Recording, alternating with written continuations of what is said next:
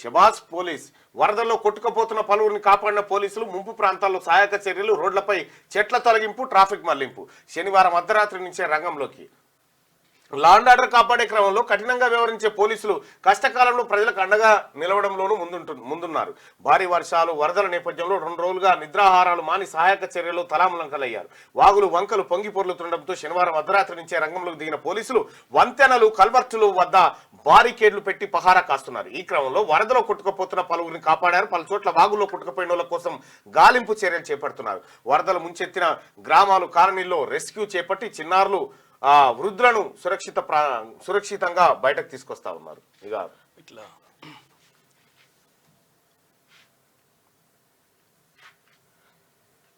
నిన్న అంటే కొట్టుకోబోతుంటే తీసుకొచ్చి కాపాడింది. కాదు నిన్న జడ్చర్ల ఎమ్మెల్యే అవునవును ఆయన కూడా ఈత కొట్టిండు అనిరుద్ రెడ్డి నిన్న అక్కడ కొట్టుకోపోతున్నాడు అసలు. యాక్చువల్గా చాలా డేంజర్ ఉన్నది. వీళ్ళు కూడా డేంజర్లో ఉన్నారు. అయినా కానీ అది పట్టుకొని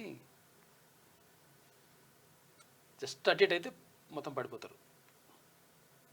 కాపాడినరు.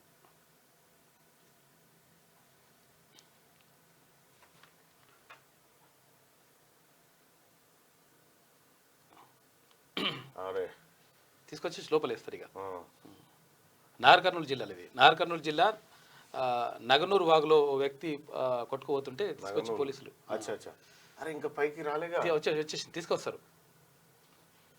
తీసుకొచ్చి లోపలేస్తారు. అట్లా కొడుకు బయట లేకపోతే జస్ట్ అయితే ఇక కథమే కొట్టుకుపోవడమే. ఇక్కడ ఈయన కూడా ఎవరు అనిరుద్ రెడ్డి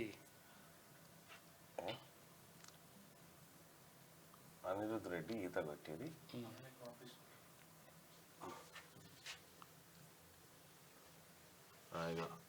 వాగులో ఈత కొట్టిన ఎమ్మెల్యే అనిరుద్ రెడ్డి అట. నిన్న ఈత పడ్డాడు వాగులో.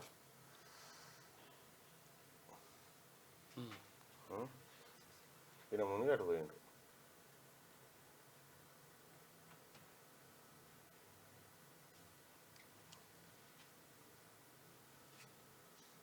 అక్కడ పబ్లిక్ ఉన్నారు. వాళ్ళని కాపాడుతాం కాదులే కానీ వాళ్ళ దగ్గరికి పోతే జర భరోసా ఎట్లే వాళ్ళు జాలర్లు ఉన్నట్టు అనిపిస్తుంది.